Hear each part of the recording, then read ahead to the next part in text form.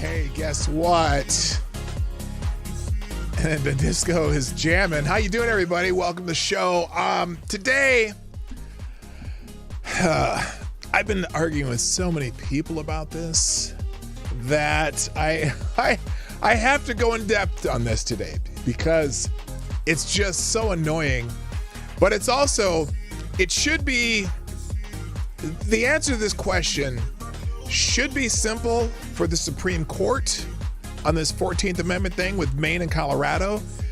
But there are a lot of people who are so caught up on just Section 3 of the 14th Amendment that they forget that it's not a menu like you find in a restaurant. It is an amendment that in the entirety must be followed. And if the Supreme Court follows it, then Colorado and Maine do not have a case. And so that's what I'm going to do today after we talk about what's trending. Can you not hear me? Yeah, you can hear me just fine. So after we get off what's trending, just a few things, and then we're going to talk about the 14th Amendment and how it applies to this Colorado-Maine nonsense, because everyone's missing the most important part, or parts, and the other parts that are integral to the determining whether or not Maine and Colorado can unilaterally, as states, disqualify a presidential candidate. And I contend they cannot. So that's what we'll talk about today, right after the intro. Johnny, stop that music. Thank you. And play the intro.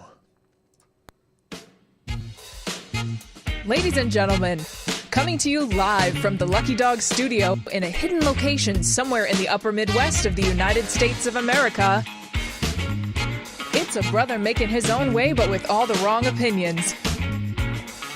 Welcome to the Morning Night Live with your host, the one and only P-Dog Knight. Oh, yeah. Hello. I will show my face in 3, 2, 1, 0.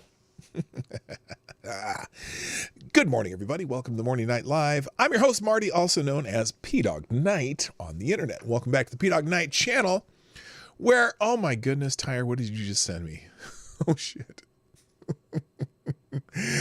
Where sometimes people send me stuff that make me go, oh, yeah, what the hell was that? And today, that seemed to be the case. By the way, Tyre Alexander, a little bit before the gun, but you are the new Streamlabs Superstar sponsor of the day. Thank you for dropping a small bullet in the tip jar that says this woman is a monster and it starts small. Well, we'll go through that one real quick before we get into the main topic today. But let's get. I'm gonna roll ahead of my norm today because I got a lot to do. Where's my 14th Amendment one? That's not it. Oh, I see. I need to. Oh, these people! I swear to God, people are so excited that the Trump haters are so excited about this 14th Amendment thing, and they can't really see what's coming. And if the Supreme Court actually reads the 14th Amendment and applies it as it says in the 14th Amendment, they're going to strike down the Colorado and Maine and any other state that tries to take Trump off the ballot because of the disqualification clause in Section 3. But I'm going to come back to that. I got to come back to that. I've been talking about this for several weeks, and but I haven't really gone into depth. So today we are going to go in depth because I've been watching stuff about this and listening to people talk, and I'm like, hello, can you not read? And everyone's making it too complicated, including Trump's team is making it too complicated. It's very simple. We'll get to it, but let's say hi first. Thank you, Tyre, for sponsoring the show. And if you want to sponsor the show, PewDogNight.live, 24 hours a day. And it's like a super chat, but where you can write more than a super chat. If you only put in $2, you can write a lot more. And it's, it's easier for me to manage. I don't mind the super chat system and the Rumble rant system, but they're hard to manage. And that's why I use Streamlabs. That's why I use PewDogNight.live. That's the Streamlabs link to sponsor the show. So let's say hello. In fact, I'm going to pin the Drop a Deuce link. But if you want to drop more than a deuce, that makes me happy too. Let's say hi to everybody though and get this thing started. First, the chat on Rumble. Mr. Avocados Diablo gets the bell because you were first, like you are often. In fact, most of the time, and sometimes you even beat me to this show, but you didn't today. Nice try, buddy. Also, good morning, Mike Savage, Blarg, and Phantom Dog Fart, the absolute best name chosen ever on the internet. And welcome on YouTube. First, the chat is also Avocados Diablo because he's just Johnny on the spot. Except for Avocados Diablo on the spot. Also, good morning, Mike Savage, Blarg. Aaron Meredith, hello. Somnambul Nation. Justine Ellison, hello. Tyler F., good morning. Tyre, Alexander, the Gentleman Lich. Good morning, sir. Also, hello, Lord Stanhope. Anon, 123. Good morning to you. Good morning, Maddie. Hello, how you doing? Zed the Snarky's in the house. Slim Tito 02's here. Good morning, number one. Welcome, Simon Wolfwood. Hi, Attack Alpaca. Is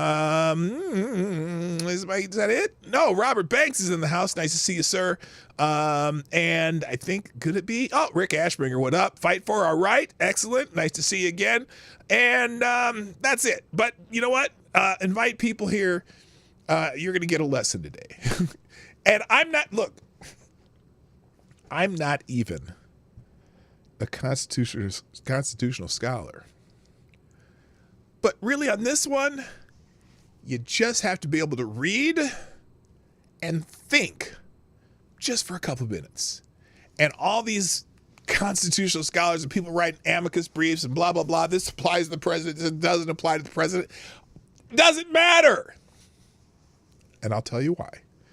Soon. 200 T-84s are nothing to sneeze at. I will have the assistants bring the jewels to the designated location. I have no idea what that means. Okay, Saran, the whole 14th Amendment thing is what I say. Seymour, Doris Day, I can't get away from it. Do you think anybody here besides you and me know who Doris Day is? She was a cutie back in the day, though. She was she just had that. She had that Northern European blonde, blue-eyed chick thing going, and she's smoking hot. Anyway, although not my type, but she's still smoking hot. Anyway, let's do the show here. So what's this? Oh, thank you, by the way, to, of course, Somnambul Nation, who always tweets out the show. I appreciate that so much. And there I just reposted what you posted. Thank you, Banks, and Slim Tito, Banks, Tyre, and Somnambul Nation for. Oh, did you retweet my show? Oh, yeah, you did. I'm in the wrong section. You guys just liked it. Thanks, Slim Tito. Did your own little post, and I appreciate that. I just retweeted. And then Tyler F. Tito, Banks, and Tyre, and Somnambul Nation, who retweeted my posting of the show. Please share this stream. Let people know. Doris Day was with Rock Hudson before he turned gay. Yes, that is true. They were a fling, and then I think that was just for the cameras, and then behind the scenes, he was. God, I was going to say he's a power bottom, but I don't know. I'm not sure. Just we know that he was gay and whatever. It's okay. All right, let's talk about some trending stuff. There's no day listed on the trending stuff. Let me go see if any birthdays or anything. There were no birthdays. There's no special day. I was like, well, why isn't there? Let's see. Anyone here that could have been a birthday?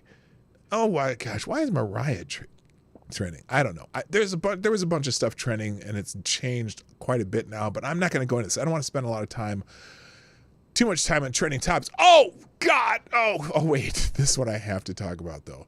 This is what I have to talk about, because this is in the category of why. This is in the category of why. So apparently,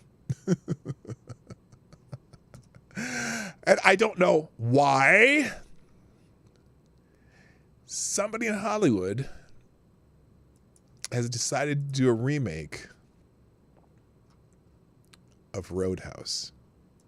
Now, wait, that's the wrong page. That's not it. What is that?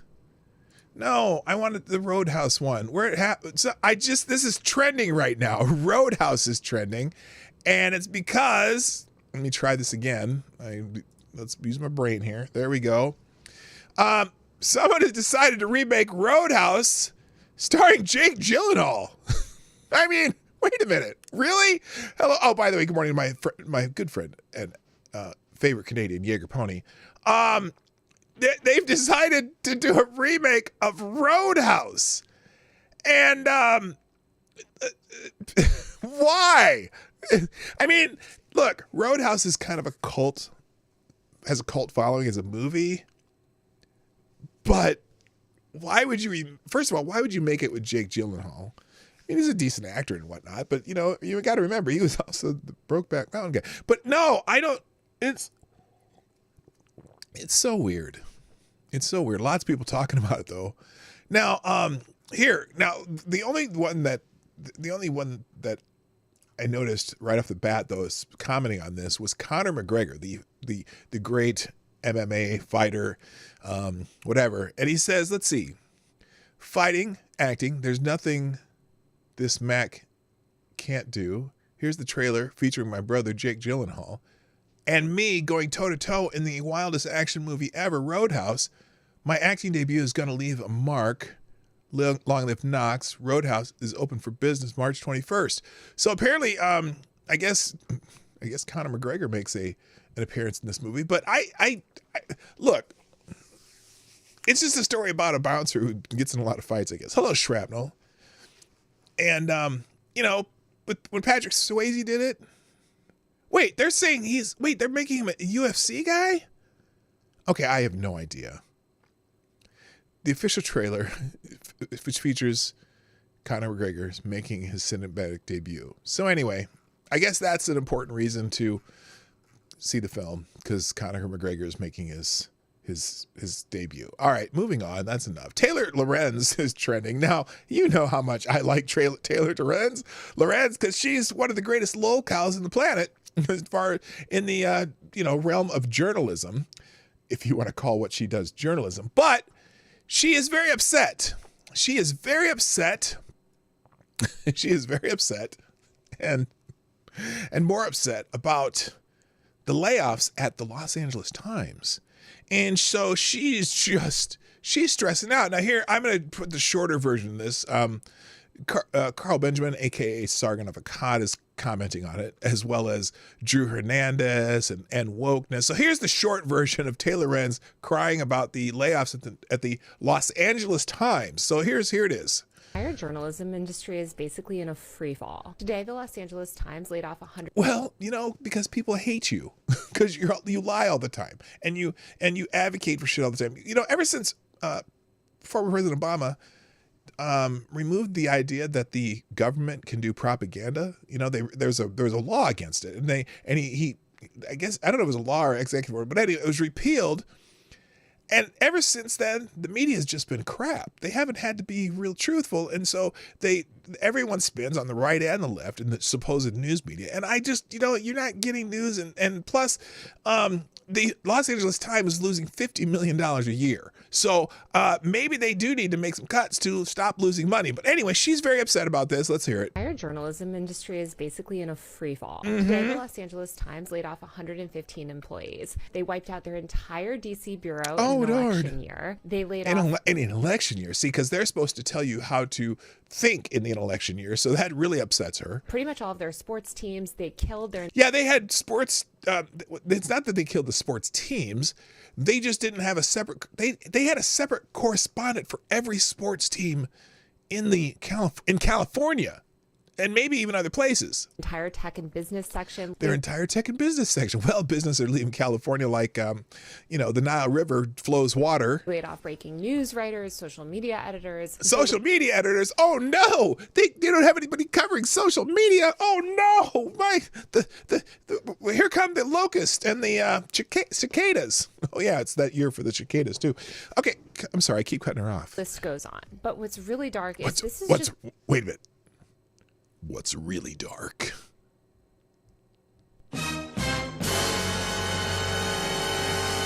Is what, Taylor? What's really dark?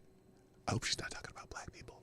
It's the latest in months and months and months of layoffs in the media industry. In the media industry, yes, they're all failing because everybody hates you. And you're catering to only half. Most of the media caters only to half the country. Most of the media only wants to tell one side of any story, and we'll get to that. Tens of thousands of journalists have Forbes, been laid off in the past year. Media what did she say? Media have slashed how many? 20,000? In fact, tens of thousands of journalists. Media companies have slashed 20,000 jobs in 2023. Oh my gosh, all these millennials who want to be journalists are just, gosh, I'm sorry. You might have to get a job that you do not need college for, but a lot of you went to college for it and thought, oh my gosh, this is going to be my meal ticket. I might have to, oh my gosh, you might have to do something else. And I'm not going to say anything like really, raw and nasty, like learn to code, but maybe, never mind. I can't say that. Anyway. Journalists have been laid off in the past year. Major media companies like BuzzFeed News. Oh my God, BuzzFeed News. What will we do without BuzzFeed News? Hello, Blue-Eyed Scream and Shrapnel. Nice to see you. What will we do without BuzzFeed News? Oh no. Have completely shuttered their news operations. Oh gosh, I can't stand it. I don't know how have I survived without BuzzFeed News for this long? I can't believe it. Time Magazine also just laid off a ton of people. Time Magazine? Yeah, Time Magazine do they even produce a paper copy anymore? They do everything online. And sometimes online doesn't need as many people. Oh, Sports. C. Thomas, what's up? Kapow, how you doing? Sports Illustrated basically shut down. And Sports Illustrated. Yeah, Sports Illustrated was almost kept alive completely by one issue a year. Because, a lot of paper, like sporting news, my favorite was the sporting news back in the day. I don't even know if they publish a paper anymore, but I really like the sporting news. But listen, the one money-making issue that Sports Illustrated had, whatever, was the swimsuit issue. And they started putting fat people and trannies on it. So what are you going to do about that? What's you going to do about that? Anyway, what else is she saying here? Last week, pretty much the entire digital media ecosystem that myself and a lot of other millennials oh gosh, we're gonna miss you, Taylor. I'm telling you, came up in has been completely hollowed out. And it's not just digital media sites. Local news has been obliterated. The newspaper industry is cratering. Radio is essentially... That's because of online. So most of the media that does reporting is online. Okay, and so the hard copy paper stuff, everyone carries one of these around now. So that's where they get their news. And it's easier, it's faster. You don't have to go to the, convenience store to buy a paper anymore. So yeah, you don't need as many people to produce online news. Dead, aside from NPR, which has been gutted. Meanwhile, hundreds of workers at Condé Nast, the parent company of pretty much every major magazine, from GQ to Vogue to The New Yorker to Vanity Fair. The fashion magazines, everybody. Because, again, paper.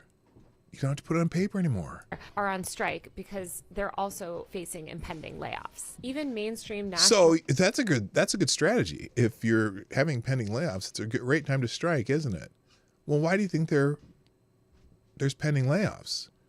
Because they're not making money. The advertisers are going to Google and Facebook and online media. It's not that hard to figure out. It's just a change that we've gone through many times. I'm sure the printing press took a lot of jobs of the town criers. So, it's just a transition into a new type of media world. Media outlets owned by billionaires like the Washington Post. Oh gosh, they're owned by billionaires. Well, billionaires don't like losing money either. That's why they're billionaires. She says, like, owned by billionaires. Like, billionaires can lose as much money as they want. I work, and The Atlantic, where I used to work, have done layoffs. If you're a young journalist today, there's almost no... Yeah, and the owner of the Los Angeles Times is a billionaire who doesn't like losing $50 million a year on that particular paper. And, maybe if someone wants to buy it and find out a way that they can afford all those people and not lose $50 million a year without laying people off, well, more power to them. I'm sure it's for sale. On-ramp to traditional journalism. Even if you do get a job, journalists' salaries have been stagnant and even declined. And by the way, we don't make that much to begin with. I don't think people understand how bad the world would be without journalists. Well, wait, now let's qualify that. I've been living my life just fine without Taylor Lorenz. So, but I understand her point, but she, it's a new reality. Media is a new reality. That's why Taylor's trending. All right. Also returning, Mitch McConnell's trending. Apparently there's a lot of speculation. We talked about how someone was bribing Kari Lake to not be in the Senate or not to run for the Senate. And people are speculating that maybe Mitch McConnell had something to do that. Some people say some people in the Trump camp did it. There's all kinds of things. But anywhere, somewhere in here, Mitch McConnell has told Senate Republicans that the politics at the border has flipped. McConnell is cast doubt on linking Ukraine and the border and doesn't want to undermine immigration-focused Trump, who he referred to as the GOP nominee. Well, he said we're in a quandary. All right, okay. But the other part, though, is despite complaints from their caucus that they have nothing to campaign on, Senator Mitch McConnell confirmed that Republicans will not pass a bill on border security because Trump told them not to. Oh, no. Because their bill on border security is bullshit. That's why they're not going to pass that. All right, let's move on. I don't care about this. That's more McConnell. Why do I have McConnell here twice?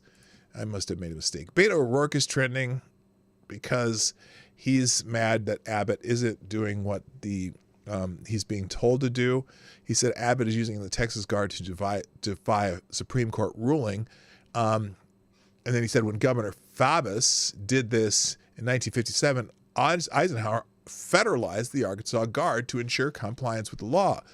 Biden must follow this example of bold, decisive leadership to end the crisis before it gets worse. Now that's interesting.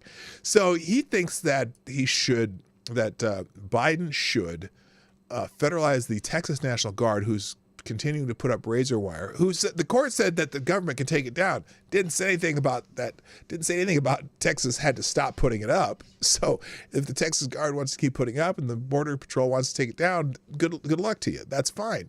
Until the court rules that they must take it down, then which they have not done, then the Texas National Guard is probably going to keep putting up. Good morning, Green Badger Outdoors. How you doing? And Kurt Schlichter says, besides being legally illiterate, since the order was not directed at Texas, but at the federal government, why is Beto not demanding that the federal government honor both the duty to enforce the laws and the duty to protect the states from invasion? This is what happens when you give furries a Twitter account. There you go. Perfectly said, Mr. Kurt Schlichter. All right, quickly, I need to get through these faster. Jesse Waters is trending. Some people are mad at Jesse Waters because he's accusing Biden of not being the best father, and some people say he's a hypocrite because his twin daughters with his previous wife, who divorced him because he was screwing his producer. Well, there you go. And then also he said they're exposing Fannie Willis' dirty lovers comedy gold. Nathan allegedly billed taxpayers for 24 hours of work in a single day. Nathan was working all day and all night on Fannie's case. What would Loverboy be working on past midnight? Okay, that's another thing. Anyway, he trends quite often. So that's why, and I didn't have it on the screen, obviously. But anyway, that's why Jesse Waters is trending. And then here's the article that Tyre sent me, and I'm sickened just by the title. Pennsylvania woman charged with torturing and killing animals. For a YouTube audience, a southeastern Pennsylvania woman is facing multiple counts of aggravated animal cruelty after allegedly filming herself torturing and killing animals and uploading the videos to her YouTube channel. Ugh. Authorities have accused 28-year-old Anagar Monsi of producing and distributing at least 4 videos involving killing frogs, a rabbit, a pigeon, and a chicken. She was arrested on Friday and charged with 4 felony counts of aggravated cruelty to animals. Local television station WPVI reported. Now, let's see. Frog, rabbit, pigeon, chicken. Apparently she wasn't doing them for food, because I don't think you can get in trouble for killing an animal on and posting it if you're making dinner, but apparently she wasn't making dinner.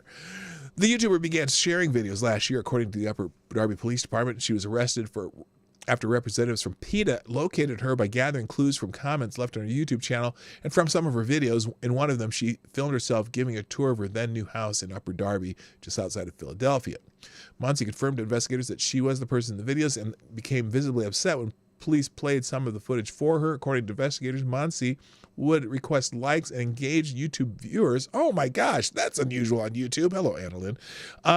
Before she began torturing an animal. Some of the comments were sexually charged. Oh, well, I'm just curious if she's attractive or not. NBC Philadelphia reported, citing an affidavit of probable cause filed for arrest.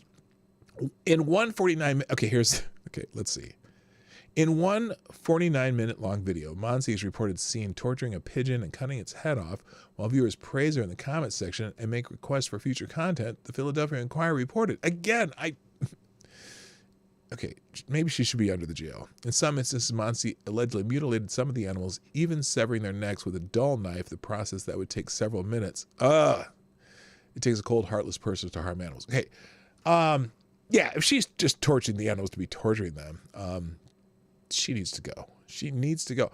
Oh, number one, it sounds like one of those Chinese food vids I've seen on Facebook. Yeah, I've seen the video of the woman, she's cleaning and washing a chicken, and then she buries it in a fire, and then she actually takes it apart and makes some soup and eats it. I mean, I've seen stuff like that, and I'm because I was like, what is going on here? Why is she bathing this? I thought it was her pet chicken, and then she ends up eating the damn thing. So I don't know. It does sound like that. PETA, we are the only ones who get to murder animals. True. That's true, Simon Wolfwood. All right, let's get to the main topic, because I really want to talk about this today, because there's a lot of stupid people on the internet. And there's a lot of people who are smart, but just don't actually read what they think they're supposed to be reading. Wait a minute. I'm going to check my notifications here real quick. There's more notifications. Let me make sure. Are people commenting on stuff that I've said? 14th Amendment. It's Tariq. Oh, yeah, Tariq Nasheed. Someone's asking, who's the biggest race hustler between Tariq Nasheed and Charlie Kirk? Because Charlie Kirk's kind of on a weird tear right now, where he's, look, I understand criticizing DEI, but the way he's doing it comes off like he really hates black people. And maybe I'll talk about that one tomorrow. That's not what we're talking about. All right, back to the 14th Amendment, though. A lot of stupid people, as far as I'm concerned, and a lot of people who just want Trump down so bad that they choose not to read. Oh, before I do that, thank you, Ty Alexander, still a Streamlabs Superstar sponsor of the day, who says, Beta just equates the president making sure the black students can go to school to defending our nation from illegals illegally entering our nation. Faubus was a fucking racist. Fuck Robert Francis. That'd be Beto. And fuck Biden for good measure. Well, there you go. I applaud you, and thank you very much for the dropping a small bullet in the tip jar. Fantastic. All right. Let's get on the 14th Amendment thing. So I've been arguing with people about this for a couple weeks now, or ever since the Colorado case came down, because reading the 14th Amendment, I realized that this should be overturned 9-0. And I said that the day after it happened, but I haven't really fully explained it. So I'm going to go into this section here. For example, and I'll just give you some ideas of what people are saying, because it's kind of funny. So here we've got the Citizen for Ethics, or whatever it's called, crew, and they're a very heavily Democrat controlled, or friendly advocacy group, and they're the ones who brought the case in Colorado, and they brought this woman named Norma Anderson and it says who meet Norma Anderson, who are about to represent before SCOTUS in our 14th Amendment lawsuit barring Trump from the Colorado ballot. We are proud to represent her and the other 3 Republicans and 2 unaffiliated voters in our case, which will come before SCOTUS on February 8th. So let's watch this. This is just a minute long. It has some music in it, but I don't care. I defy them to tell me that this is not news when they give me the copyright claim on this. But anyway, so this is Norma. Let's watch Norma here, because this is. I think it's very simple.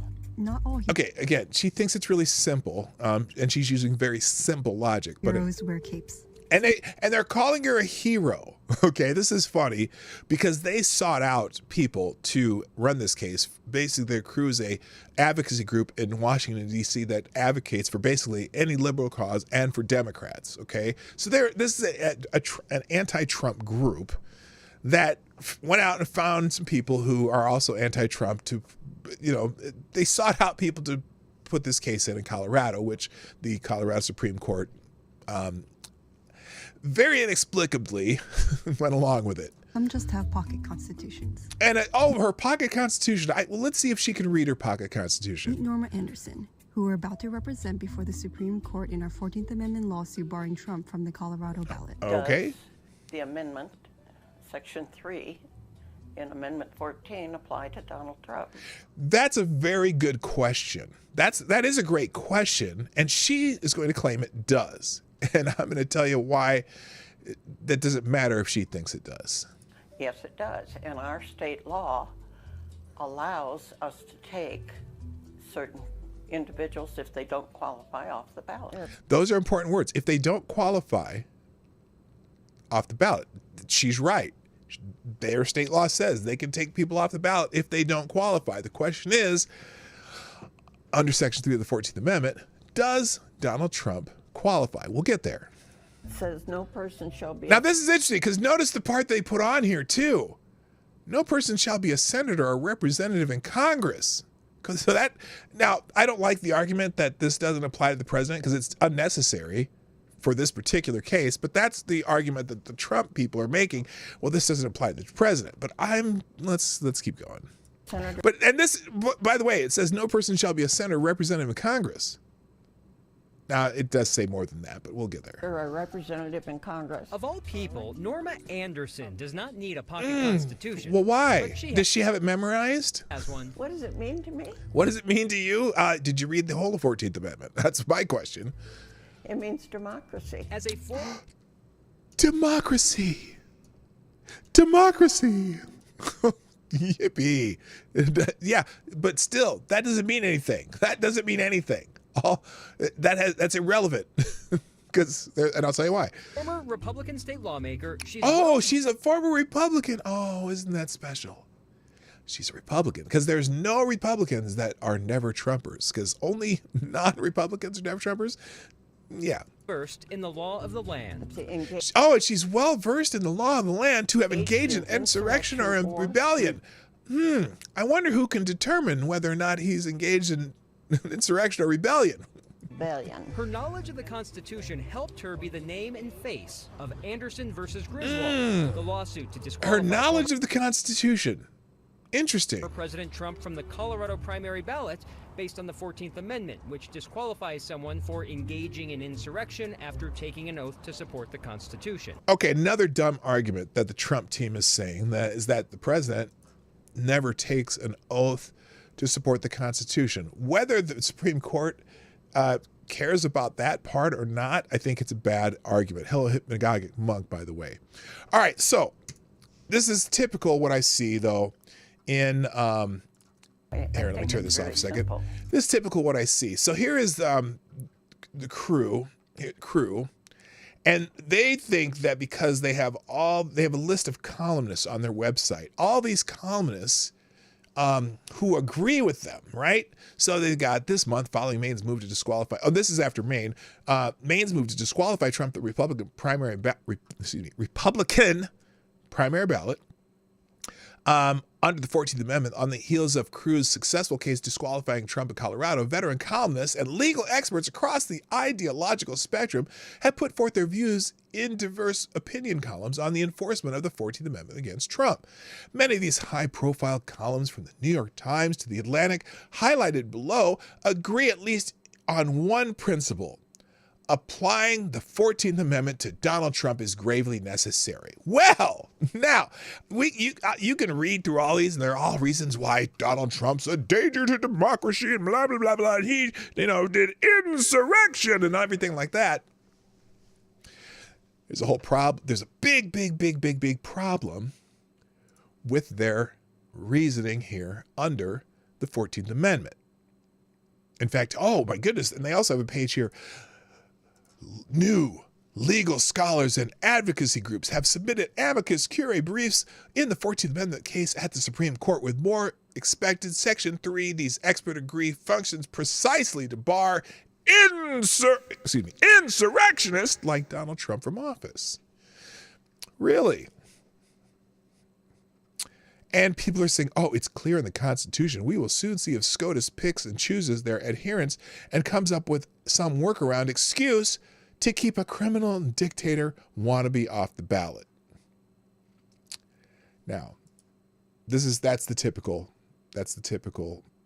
response that people have on this, that are anti-Trump people, that want this so bad. They want it so bad. And so then you get articles in the Washington Post. Here's the Washington Post. You asked, can the 14th Amendment affect Trump's eligibility to run in 2024? This is from yesterday. We hear from readers a lot wanting to know how the Constitution's 14th Amendment could affect former President Donald Trump's eligibility to run in 2024 presidential race. Here's what we know. A provision, that's an important phrase, a provision of the 14th Amendment could prevent Trump from running for office once again. It's up to the Supreme Court to decide the issue. Now, here they go. In 1868, 3 years after the end of the Civil War, the United States ratified the 14th Amendment to guarantee the equal rights to those who had been enslaved. Section 3 of the amendment barred from office those who engaged in insurrection after taking an oath to uphold the Constitution. The measure was initially used to keep former Confederates from returning to power, but was written broadly to account for future insurrections. Trump's opponents have cited Section 3 in lawsuits filed around the country that argue that Trump engaged in insurrection before and during the attack on the U.S. Capitol on January 6, 2021, which they're loosely defining as an insurrection, which is actually a riot, and therefore can't run. Colorado's top court in December determined Trump was ineligible to appear on the primary ballot in that state, but put its decision on hold as Trump appealed the case to the Supreme Court. Maine's Secretary of State also found Trump was ineligible to run, but the state court blocked her determination for now. Courts in other states have so far allowed Trump to run. Now, and what they're saying is Maine, for example, the Maine's top court has refused to rule before the Supreme Court on whether Trump will stay off the ballot. The Maine Supreme Court has dismissed an appeal from Secretary of State Shenna Bellows, who requested last week for the High Court to consider her earlier decision to bar Trump from the state's primary ballot. All right, now let's get into this, because I've been arguing about this 4 days, and I probably should pull up what I wrote to Robert Guevara. Hang on a second. Let's see if I can find that real quick. Well, here, I'm not even going to do that. Let's just go into the 14th Amendment real quick. And hopefully this will clear this up, because I think it's important to note that the 14th Amendment is not just Section 3. And so when you are ruling on things in the 14th Amendment, you can't just pick and choose like it's a restaurant menu. It's like, well, there's Section 1, 2, 3, and 4. I think I'll have Section 3 with a side of garlic mashed potatoes. That's not how it works. But here's what they're saying. Here's Section 3. Let's read this. Hello, select a boy. Yeah, boy. And patio furniture. Good morning to you all. So Section 3, no person shall. Now, again, let's read this, because it's interesting. The one office they don't mention specifically is president, and a lot of people are making the argument, well, it doesn't say president, and president isn't really an officer in the United States. That might be a decent argument, but it's unnecessary, at least for these two cases. But let's read it. No person shall be a senator or representative in Congress, notice they haven't said president yet, or elector of the president, they haven't said president, and vice president, they haven't said president yet, or hold any office, we have to determine if president is office or not, civil or military under the United States or under any state, who having previously taken an oath as a member of Congress or as an officer of the United States or as a member of any state legislature or as an executive or judicial officer of any state to support the Constitution of the United States shall have engaged in insurrection or rebellion against the same, given aid or comfort to the enemies thereof, but Congress may by vote of 2/3 of each house remove such a disability. So it is a disability. We'll get to that.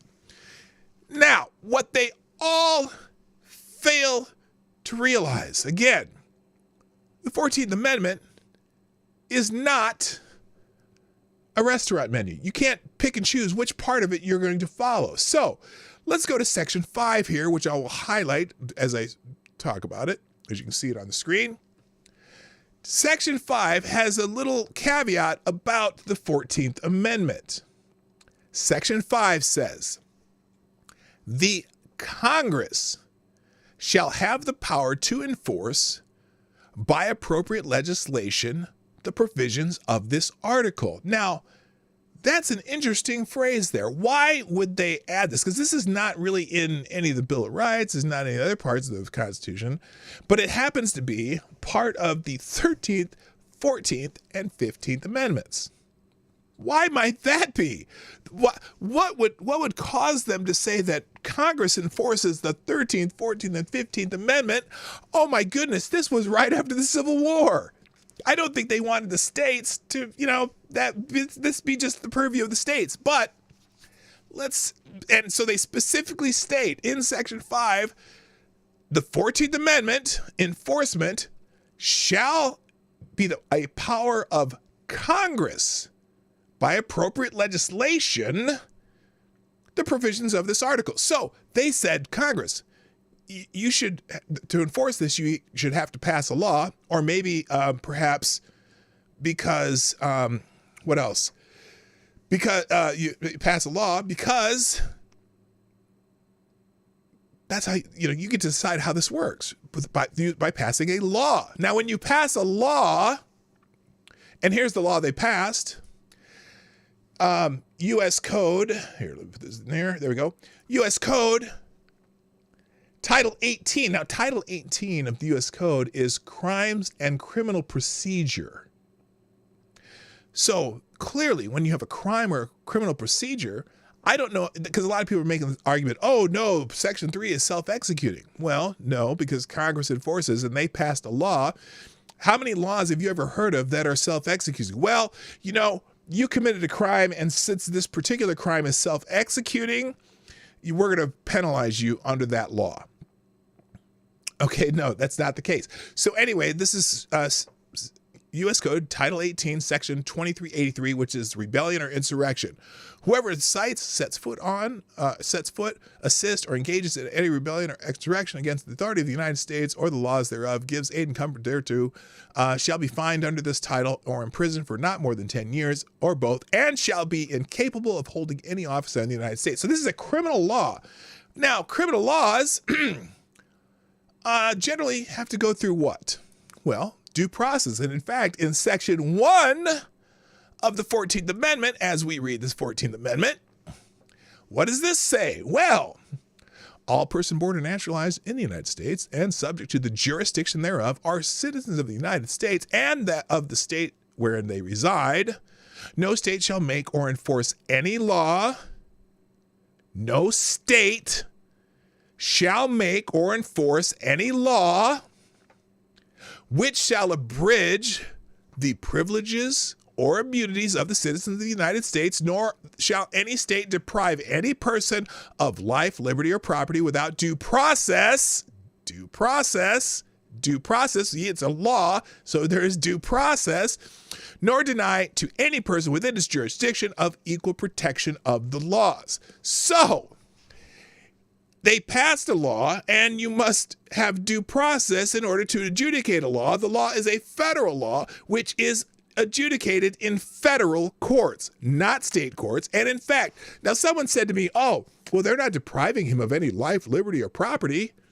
Oh, but read the whole Section 1 of the 14th Amendment, which it says, no state shall make or enforce any law. The law is U.S. 18, it's Title 18, Section 2383, which shall abridge the privileges and immunities. Now, you're right, you're not depriving him of life, liberty, or property, but by taking away his ability to run for president or be the president, that's privileges and immunities. Okay, that's the privilege of citizens, at least the citizens that are eligible to be president, because the naturalized citizens are not eligible to be president. But you would be abridging the privileges or immunities of citizens of the United States. The state courts, this is not their jurisdiction. Now, one of the things I come up against when I start arguing about this, people on the internet, is they say, well, you guys always talk about state rights except when it, doesn't benefit you. Well, the states' rights, interesting concept there. Let's look up the amendment of the Constitution that talks about states' rights then. That would be the 10th Amendment, right? Because there's a 10th Amendment to the Constitution, which Avocados Diabli so graciously foreshadowed in the chat. So here is the 10th Amendment of the Constitution. As soon as it pops up here, where is it? Here it is. Let's see. Oh, okay, here it is. Well, I don't like that one. I want that's easier to see when you pull this up yourself. 10th Amendment of the Constitution. Here we go.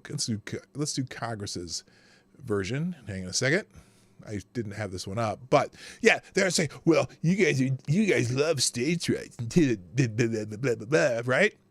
What the hell's going on here? Why isn't this, come on, what's going on with my internet here? There we go.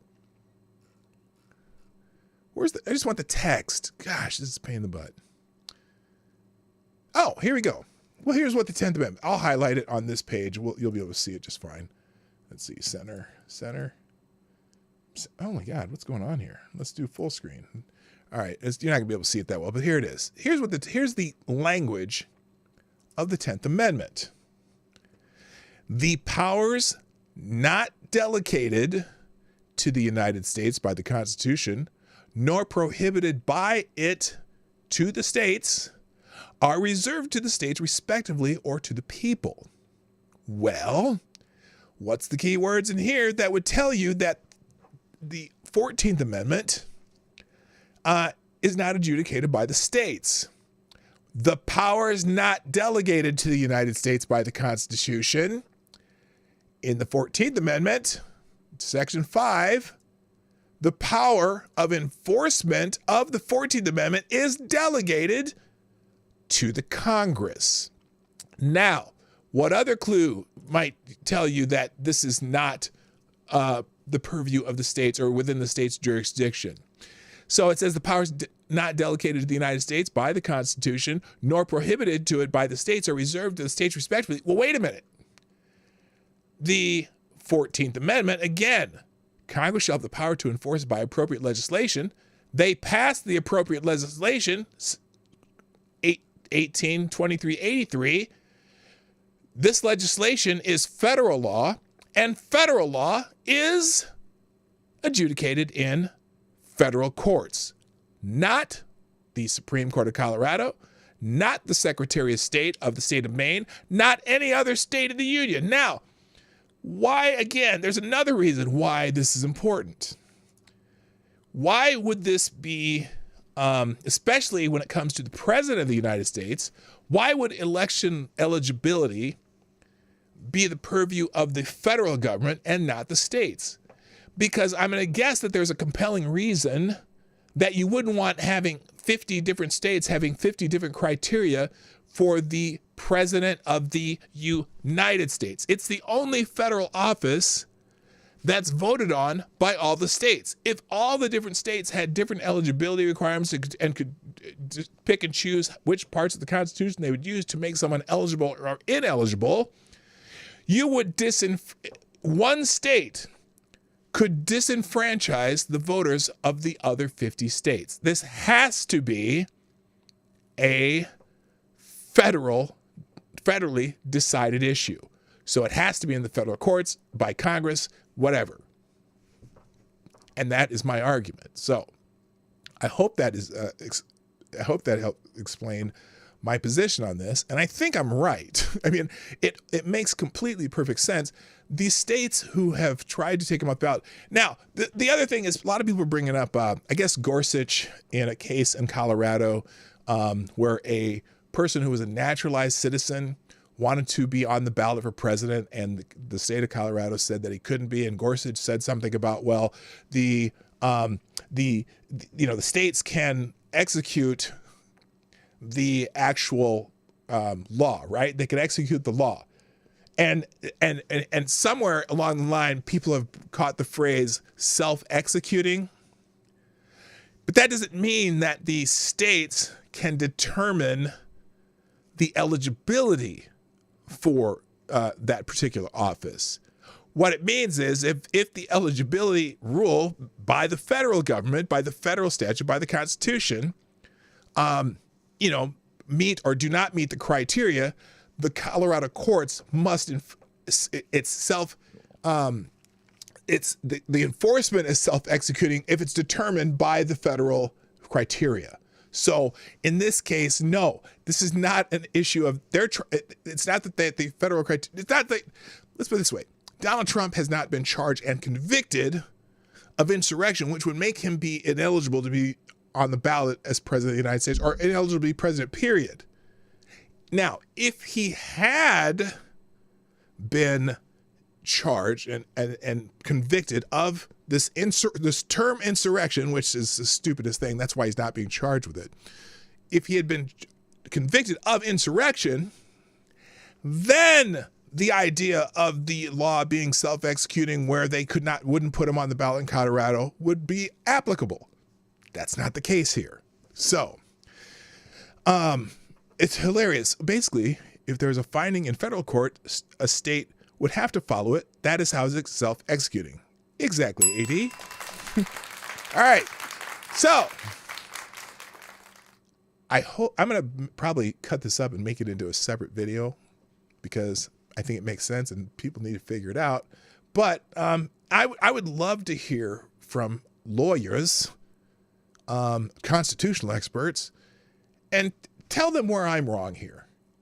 I'd love to have them try to figure out where I'm wrong here, because so many people have tried to tell me I'm wrong, but those people who are so hung up on well, Section 3 says this, and you can't write a law that contradicts Section 3. Well, the law they wrote is the same language as Section 3, and then they're told to in Section 5 that it must be through legislation by Congress. So it doesn't conflict with Section 3. In fact, it codifies Section 3, fulfilling the language of Section 5. It does not conflict with the Constitution. In fact, it makes it, it puts it in writing, says here's how we do it. And that's what the Section 5 of the 14th Amendment says. Congress shall have the power to enforce by appropriate legislation, which they did, the provisions of this article.